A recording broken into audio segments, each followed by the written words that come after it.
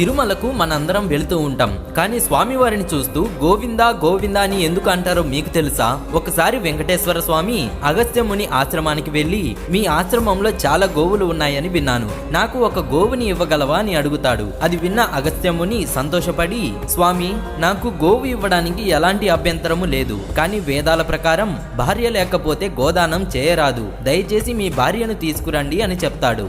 శ్రీనివాసుడు సరే అని చెప్పి వెళ్లిపోతాడు. కొన్ని రోజుల తర్వాత వెంకటేశ్వర స్వామి తన భార్య పద్మావతితో కలిసి గోవు కోసం వస్తారు. కానీ ఆశ్రమంలో అగస్త్యముని ఉండరు. వెంకటేశ్వర స్వామి అగస్త్యముని శిష్యులతో, మీ గురువు గారు నాకు గోవుని ఇస్తా అని మాట ఇచ్చారు, అందుకే సతీ సమేతంగా వచ్చాను అని అంటారు.